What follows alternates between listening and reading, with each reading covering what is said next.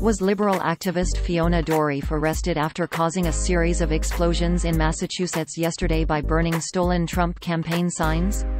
No, that's not true. A liberal satire website is once again using the name of a popular actress in a fake story designed to get conservatives and Trump supporters angry enough so they share it without checking, or even reading the full article. The explosions did happen, but the whole story about the liberal activist is completely made up.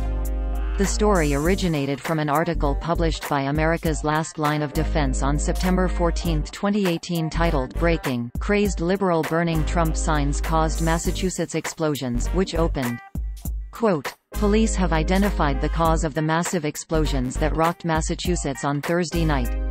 Firefighters bravely fought fires at 40 homes and businesses as a result of a gas explosion. But the massive explosions weren't an accident. They were caused by the gross criminal negligence of an anti-Trump liberal." Fiona Dourif, 22, was arrested Thursday night after police discovered the source of the explosions, a pile of burned Trump signs the well-known liberal activist and former Clinton campaign volunteer had collected and lit ablaze.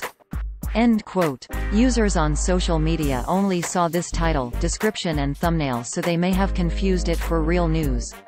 Quote, "Breaking: Crazed liberal burning Trump signs caused Massachusetts explosions. Police have identified the cause of the massive explosions that rocked Massachusetts on Thursday night. Firefighters bravely fought fires at 40 homes and businesses as a result of a gas explosion.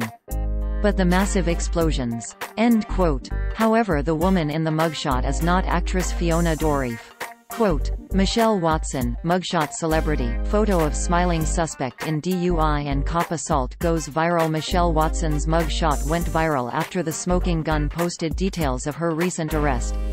Cops witnessed Watson driving recklessly near Prescott College on Grove Avenue before pulling her over, says the report. Once out of the vehicle, she began dropping F-bombs and screaming at the officers, then resisted their efforts to cuff her, kneeing one officer in the groin as he grabbed her purse. End quote. You can read more about Dourif here.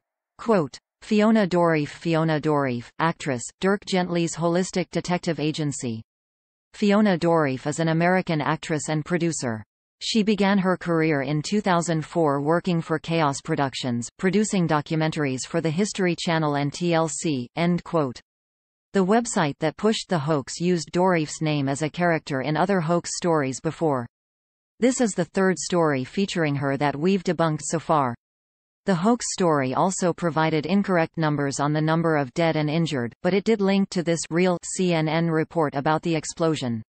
Quote, "One killed and several injured after suspected gas explosions in Massachusetts." Explosions and fires that rocked nearly 40 homes and businesses in 3 Massachusetts towns on Thursday may have resulted from an issue with gas service, officials said. End quote. The site comes with a clear satire disclaimer at the bottom of each article.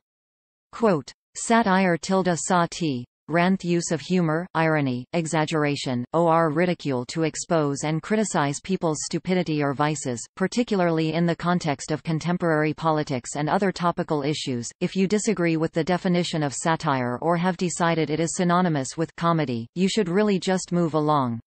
End quote. The owner and main writer of the site is self-professed liberal troll Christopher Blair, a man from Maine who has made it his full-time job to troll gullible conservatives and Trump supporters into liking and sharing his articles.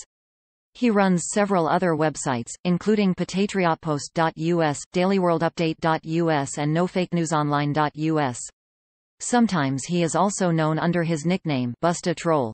A second man working on the sites is John Prager, as revealed in this earlier story we wrote. Articles from Blair's sites frequently get copied by real fake news sites who often omit the satire disclaimer and any other hints the stories are fake. Blair has tried to get these sites shut down in the past, but new ones keep cropping up and he keeps knocking them down.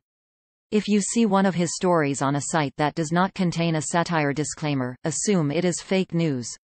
If you do see the satire disclaimer, it is of course also fake news.